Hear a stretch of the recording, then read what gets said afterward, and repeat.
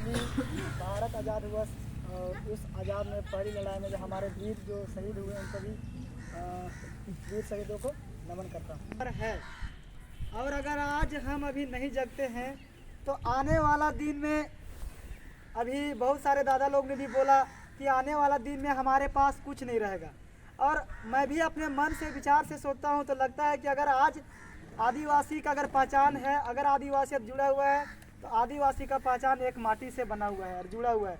अगर आज आदिवासी अपने आप को आदिवासी बोलता है और उसके पास अगर वैधवे माटी नहीं है अर्थात ज़मीन नहीं है, मतलब वो एक आदिवासी हो ही नहीं सकता है।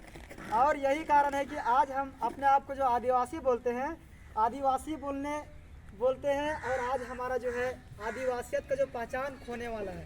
कारण हमारा जो पहचान जो हमें बनाए रखता है वो हमारा जल है, जंगल है, ज़मीन है, प्रकृति है, हमारा नेक दस्तूर, नेक नियम, परंपरा, रीति रिवाज, ये हमारा एक आदिवासी होने का एक दावा या तो फिर अपनी पहचान को बताता है।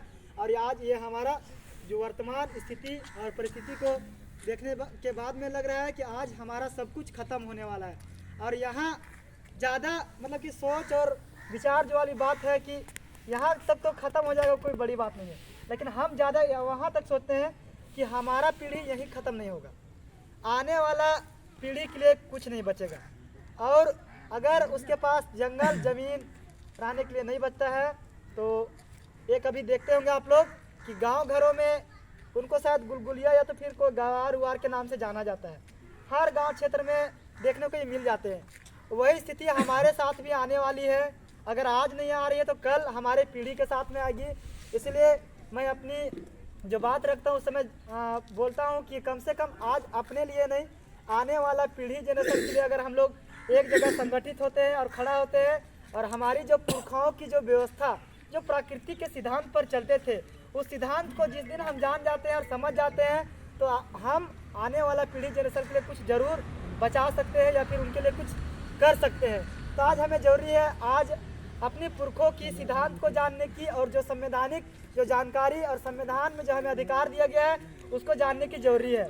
हमारा जो संविधान में अधिकार, दादा लोग तो बहुत लोग बोले या तो हमारे बड़े दादा जो भी थे बड़े दादा लोग बोले कि हमें संविधान में एक 5वीं अनुसूची है और उसमें एक धारा 244(1) के तहत में आदिवासी समुदाय को स्वशासन, प्रशासन एवं नियंत्रण पर शक्ति प्राप्त है। और ये सब लोग जान रहे हैं कि हमें मतलब की शक्ति प्राप्त है, लेकिन ये किस प्रकार से हमें शक्ति प्राप्त है, किस व्यवस्था के माध्यम से शक्ति प्राप्त है। अगर हम यहाँ पर अगर बोलते हैं ये हमको एक मतलब कि अनुसूचित जनजाति क्षेत्र के एरिया में, शेड्यूल एरिया क्षेत्र में आपको ये शेड्यूल किया हुआ क्षेत्र है, वहाँ पर ये आपको शक्ति प्राप्त है। उसके बाद अगर आप और एक बात मैं बोलना चाहूँगा कि आज हमारे साथ में जो संवैधानिक जानकारी नहीं होने के कारण हम यहाँ पर भी फंसे हुए हमसे 5वीं अनुसूची का दावा मारते हैं और अगर हम ये भी बोलते हैं कि हम ही आदिवासी हैं। लेकिन आज अगर सही तौर तरीके से अगर संवैधानिक देखा जाए, अगर संविधान की बात किया जाए तो आज आदिवासी अलग है और एसटी अलग है, मतलब हमें फंसा दिया गया है। मतलब सबसे पहला छल हमारे साथ में हुआ, आपको संविधान सभा बैठा था, संविधान में जब अधिकार दिया जा रहा था, जो हमारे ओर से जब संविधान में हमारे जो नेपाल सिंह मुंडा थे, जो उन्होंने हमारे नेतृत्व किया था और यहाँ पर जो हमारा अस्तित्व को छिपाने का जो काम किया गया था, यानी हम अगर इस देश का अपने आप को हम बोलते हैं कि आदिवासी है, मूल मालिक है, इस देश का वंशज है बोलते हैं, तो हमें अगर हम आदिवासी बोलते हैं तभी हम अपना मालिकियत को यहाँ पर दर्शाते हैं। लेकिन यहाँ हमारे साथ सबसे पहला छल हुआ कि मेरा नाम आदिवासी है और हमको कोई बोल दिया अनुसूचित जनजाति, और यही से खेला होता है कि हम अपने आप को आज आदिवासी नहीं बोलने पाते हैं। और यही कारण है कि आज जो संघर्ष करना पड़ रहा है ना, हम अपने आप को तो बोले कि एसटी हैं, लेकिन हम ये भी बोलते कि हम आदिवासी हैं। लेकिन अगर हम एक बार देखें कि अगर जहाँ जो अनपढ़ लोग हैं उन लोग को पूछेगा एक के बाद तो बोलता है कि हम आदिवासी हैं। और अगर अभी जो हमारे समाज में चाहे कोई भी समुदाय का कोई भी कबीला का हो, अगर उनसे पूछिए तो बोलते हैं कि एसटी हैं। और इसी बात को अगर हम देखते हैं, अगर एसटी का संबोधन एक नागरिक से होता है और नागरिक का मतलब यहाँ पर ये होता है कि बाहर देश से आए हुए को हम नागरिक बोलते हैं। तो हम जब खुद पर इसमें रिसर्च करते हैं, मतलब सोचते हैं, तो साला हमको लगता है कि हमारे बाप दादा पूर्वज तो कहीं से आए नहीं थे, तो हम कैसे नागरिक हैं। मतलब हम इस देश का वंशज है, इस देश का मालिक है, तो हमारे लिए क्या प्रावधान है। तो हमारे लिए तब हम इस देश का नागरिक से संबोधन होते हैं। और नागरिक का अर्थ होता है कि बाहर देश से आए हुए को हम नागरिक बोलते हैं। ये मेरी मतलब कि एक राय है, और अगर संविधान में तो इसका कोई व्याख्या ही नहीं किया गया है कि इस देश में उनको नागरिक बोला जाएगा। और हम इसको वहाँ से परिभाषित किए जो एक मतलब कि नागरिकता अधिनियम 1955 के तहत में जो आपका उनको संशोधन किया, अमेंडमेंट किया 2015 में, वहाँ पर साफ साफ बोल दिया कि भारत देश में जितने भी कार्डधारी लोग हैं सबके सब भारतीय विदेशी नागरिक समझे जाएंगे। तो तब वहाँ से हमको एक तरकीब आया कि नहीं भाई, हम तो आदिवासी हैं, इस देश का मालिक है। तो हम मालिक होने का दावा मारते हैं, तो हमको मालिक ही बनाकर हमको मालिक ही रहना है। अगर मालिक का बात करते हैं मतलब हम यहाँ का मालिक है, यहाँ का वंशज है, यहाँ का मेरा शासन प्रशासन नियंत्रण चलना चाहिए। तो हमको यहीं पर फंसा दिया कि हम एसटी और आदिवासी में। तो सबसे पहले हमें बोलना चाहिए कि हम गर्व से आदिवासी हैं, और एसटी को एक मतलब कि एसटी आपको अगर यहाँ पर सूचीबद्ध किया गया है तो आपको एसटी मतलब कि एक प्रकार से आपकी आर्टिकल 342 के तहत में आपको एसटी होने का एक मापदंड होता है 5 प्रकार के, उसके माध्यम से आपको एसटी में सम्मिलित किया जाता है या फिर बाहर किया जाता है। अगर और ये आपको राज्य आपको चलाती है, एसटी का जितना भी प्रावधान होता है वो चलाती है। तो हम अगर बोलते हैं कि हम आदिवासी हैं, हमारे पुरखों की व्यवस्था या पुरखों की सिद्धांत पर चलते हैं, तो हमारे पुरखों की जो व्यवस्था है वो अलिखित है, वो कभी रजिस्टर्ड हो ही नहीं सकती है।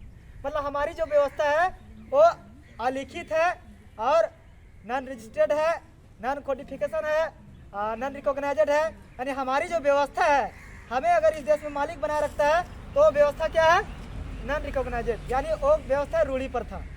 तो और हमको यहाँ पर बच चुके हैं कि हम एसटी है कि आदिवासी। तो अगर किन्हीं को लगता होगा कि हम अभी भी, अगर आप लोग को लग रहा होगा कि हम एसटी है, तो यहाँ पर एक सुप्रीम कोर्ट का जजमेंट भी है कि वहाँ पर साफ साफ बोल दिया है कि 16 सितंबर 2015 में कि एसटी अलग है, आदिवासी अलग है। अब तय हम लोगों को करना है कि हम आदिवासी हैं कि एसटी है। तो आदिवासी को बनाए रखने के लिए आदिवासियों का एक अलग अपनी व्यवस्था है। वो व्यवस्था आपको जो बनाए रखता है आर्टिकल 13 में बात करती है, जो अभी एक दादा ने बात की थी कि आर्टिकल 13 में हमें अपनी व्यवस्था के बारे में बताने का मतलब कि हमारी व्यवस्था को भी वहाँ पर दर्शाया गया है। तो यहाँ पर सिंपल सी व्यवस्था हम कहना चाहेंगे, ज़्यादा समय भी नहीं हम लोग के पास में और काफ़ी समय से हम लोग बैठे हुए हैं। तो आर्टिकल 13 ही आपको एक आदिवासी होने का दावा देता है, क्योंकि यहाँ पर दो प्रकार की कानून को बताती है। यहाँ पर एक आपका लिखित कानून व्यवस्था को बताती है और एक आपका जो परंपरागत कानून व्यवस्था है यानी आपका रूढ़ी प्रथा को यहाँ पर बताती है। और यहाँ पर दोनों व्यवस्था आपका सम्मिलित है। यानी आज आदिवासी समुदाय का जो भी हो, नेक दस्तूर, नेक नियम, रीति रिवाज, परंपरा, लोकगीत, लोक कथा, गण व्यवस्था, जो हमारे पूर्वजों का जो भी हमें मौखिक रूप से या फिर लंबे समय से जो चलता हुआ जो विधि विधान था वो हमको दिया, उसी से आज हमारा पहचान बनता है। और ये पहचान आज हमारा लुप्त होते जा रहा है, और ये पहचान को हमें जो मिला है विधि का बल प्राप्त भी है। ये आर्टिकल 13 में साफ साफ यहाँ पर ये भी बताया गया है कि हम आदिवासी का जो पहचान है, जो अपनी व्यवस्था है, जो हम संचालित जहाँ से होते हैं अपने पुरखों की व्यवस्था से, वो आज तक नॉन रिकॉग्नाइज्ड है, यानी रजिस्ट्रेशन हुआ ही नहीं है। यानी साफ साफ बात है कि जो संविधान अभी हम लोग पकड़ के देख रहे हैं, उसी का संविधान में आदिवासियों के लिए एक अलग कानूनी प्रावधान का भी जिक्र है। यानी रूढ़ी प्रथा किसको बोलते हैं, थोड़ा सा इसको भी डिफाइन कर देते हैं, समय तो नहीं है।